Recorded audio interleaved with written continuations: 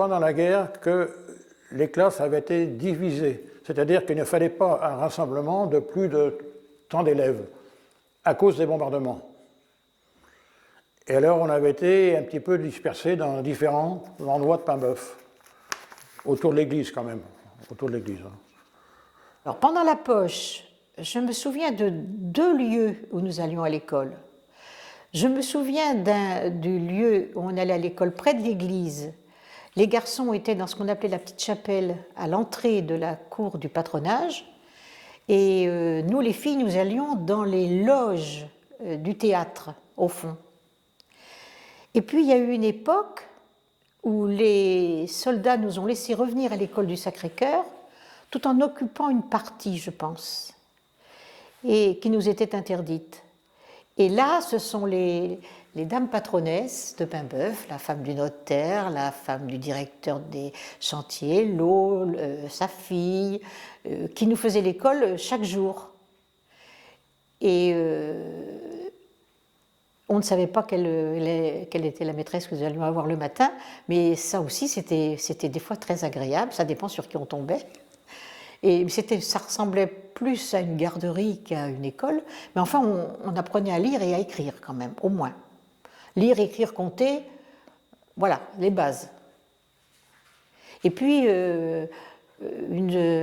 c'est de là qu'est née une amitié un peu particulière avec une dame qui s'appelait Jacqueline Auger, qu'on a beaucoup connue, et qui m'a pris chez elle pour continuer à m'apprendre à lire, et grâce à elle, je n'avais pas de retard.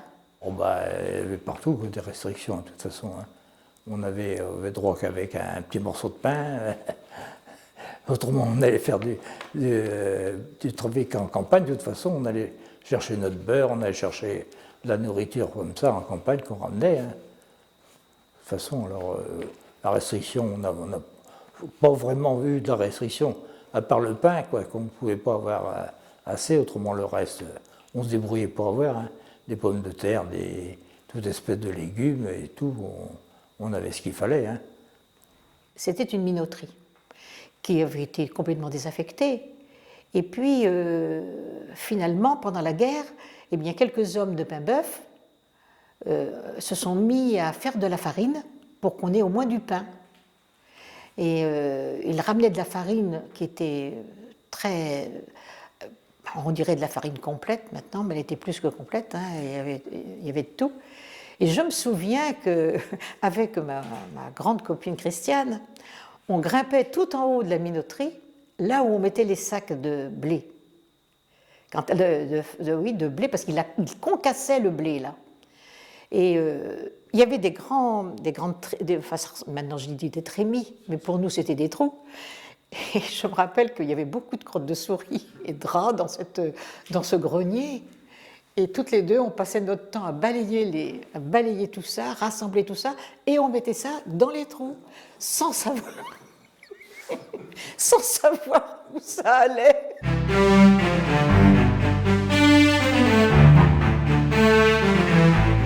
Et là, j'étais témoin de la bombe.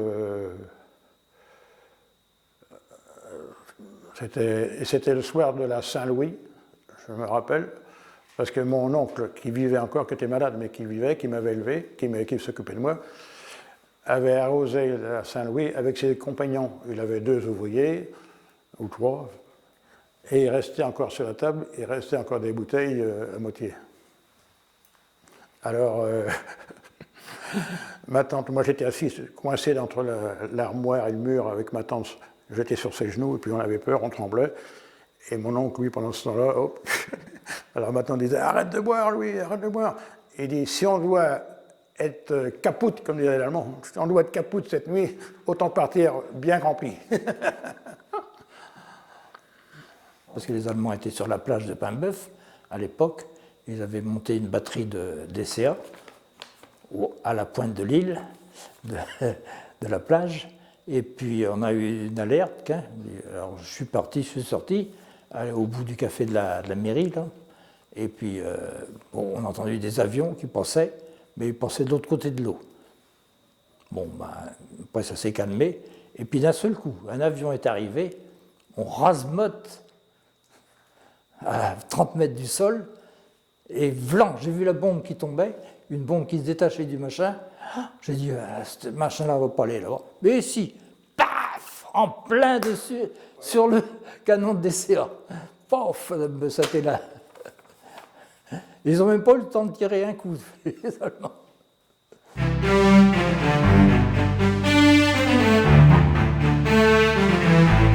Alors, le drame qui s'est produit au Moulin Neuf est une catastrophe humaine, d'abord, dans ce sens que la façon dont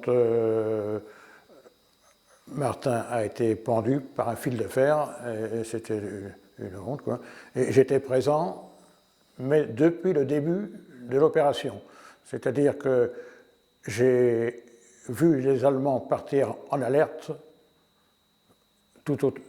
Ils descendaient par équipe, je ne sais pas comment on appelle, dans l'armée, et en courant, armés, et à la recherche de... On avait entendu un coup de feu, un double coup de feu, et on les a vus partir à courir pour rechercher justement, mais on ne savait pas ce qui se passait. Parce qu'on était un petit peu en retrait, vraiment en bordure de la route, avec ma mère, à appuyer sur le mur, à regarder ce qui se passait. Et par contre, on a vu des gens qui arrivaient, des palmotins entre autres, mais je ne me souviens plus du nom, il devait avoir le père Éveillère, alors je ne me rappelle plus de ça. Et ils avaient été mis le long du portail de Mme Mahé, près de la portail de garage, et là ils étaient maintenus par des soldats en armes. Et mon frère, qui revenait de venir voir sa barque sur le bord de la Loire, a été arrêté aussi par une patrouille allemand, et il revenait vers le Moulin Neuf, accompagné par les gendarmes, par les Allemands, avec leurs fusils, tout ça, et moi ça m'avait effrayé. Et la chance que nous avons eue, c'est qu'une autre patrouille qui arrivait en courant d'un autre secteur est venue nous rejoindre, et le chef de la patrouille, c'était un sous-officier qui habitait chez ma mère, à Darinay, parce qu'on vivait avec les Allemands. Dans toutes les maisons, il y avait des Allemands. Et dès qu'il a vu mon frère qui était là, il a discuté avec l'autre chef de patrouille, et puis il a tapé sur l'épaule de mon frère, il a dit « Allez, Raoult, mais par là-bas, pas par Moulin Neuf. » On est parti. Et donc, du fait qu'ils avaient récupéré quand même les deux auteurs de l'attaque, là, eh bien, c'est eux qui ont été punis, bien sûr. Et les otages ont été libérés, heureusement, là. On n'avait pas su ce qui se passait. Et c'est que après je les ai vus revenir avec deux prisonniers, dont un qui était dans une bouette ou une remorque, là, et ils les ont emmenés dans les bureaux, justement, qui étaient installés dans une maison du Moulin Neuf, là. Et là, c'est là qu'ils ont été auditionnés. Les Polonais, il y en avait. Un petit Polonais qui venait souvent chez nous à l'atelier, puisqu'on était peintre. Alors il venait à l'atelier chercher du matériel pour soit de la peinture, soit des vitres, c'est des trucs comme ça, quoi. Mais il était bien gentil, de toute façon. Et puis après, on a su qu'il avait essayé de se sauver après la poche quand les Allemands ont commencé à dégager. Il s'est carapaté en nageant, mais pof, il paraît qu'il a été tiré par l'Allemand Toc.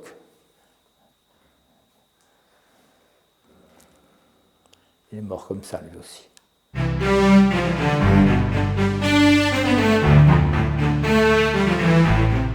mois de septembre, on a réussi à filer au travers les cheveux. On avait les chocotins. On a filé le long des îles, comme ça, là, sans trop faire de bruit, avec le moteur. Mais on n'a pas vu d'Allemands, rien du tout. On ne pouvait pas rester éternellement dans ce grenier à grains, là, qu'on a été à la Grande Varie. Alors on est parti avec François Godin, en bateau, depuis Paimboeuf jusqu'à Bossende. Et on a été rejoindre toute ma famille là-bas qui habite Saint-Herblain. Alors au moment de la libération des fêtes, quoi, du 15, c'est au mois de mai, oui. Au mois de mai, j'étais rendu à Nantes, moi. On a fêté la libération à Nantes, moi. Le jour de la libération, les gens de Paimboeuf étaient fous. Tout le monde s'embrassait, si bien que moi qui n'y comprenais pas grand-chose, je comprenais qu'on vivait un moment unique. Parce que je voyais les gens, mais fous de bonheur, vraiment fous de bonheur. Ouais, même c'était la fête, bien sûr, hein, parce que ça dansait partout. J'avais l'impression qu'une folie, mais une folie de bonheur, avait pris tous les Pimblotins et tout le monde se jetait dans les bras les uns des autres, tout le monde s'embrassait, c'était une vraie folie. Et ce jour-là, manque de chance, ma maman était donc au lit avec une jaunisse, mon père était très occupé à faire fonctionner tout ce qui avait à fonctionner, tout ce qui était moteur, tout ce qui était... Il y avait des réjouissances prévues le soir même, donc il fallait installer sur le boulevard des lampes, des lampions, faire venir l'orchestre, c'était l'orchestre de Paimboeuf, parce qu'il y avait déjà un bon orchestre à Paimboeuf. Il y avait des musiciens, donc c'était des musiciens de Paimboeuf, et puis installer l'estrade, enfin tout ça. Et moi qui étais toute petite, je me suis habillée avec une robe bleu, blanc, rouge, je me souviens, qui était en linge basque, il y avait des rayures, elle était blanche avec des rayures rouges et bleues dans le bas, pour aller faire la fête toute la journée. Je ne suis pas rentrée de la journée, j'ai défilé dans toutes les rues avec tous les Pimblotins, on chantait, on riait. Et je me souviens aussi, est-ce que c'est ce même jour ou le jour suivant, de l'arrivée des Américains, qui avaient fait un banquet énorme dans les hangars du chantier Hello, qui était vide de bois puisque le bois n'arrivait plus depuis longtemps. Donc ils avaient occupé ces grands hangars et ils avaient fait un banquet extraordinaire. Et tous les mômes de Paimboeuf, on était tout autour en essayant de choper soit un chewing-gum, soit... Et j'ai bien fait tout le tour pourtant pour essayer d'avoir... Ils avaient des gros mochas. Je me souviens qu'il y avait des gros mochas avec de la crème rose et verte. Moi, j'avais jamais vu ça. Et je me disais, je vais quand même bien réussir à en avoir un morceau. Et donc, il y avait plus malin que moi, sans doute. Je n'ai jamais eu mon morceau de mocha. Et le soir, il y avait grand bal sur le boulevard. Et sur ce boulevard, il y avait eu de percées, de trouées dans le sol, dans la pelouse, ce qu'on appelait des trous d'hommes. Et c'était, au cas où on aurait été surpris par un bombardement, il fallait se mettre dedans ces trous. Et c'était dangereux quand même, mais ils étaient toujours là. Puis dans la nuit, on ne savait pas. Alors, il y a des gens qui sont tombés dedans tout en dansant.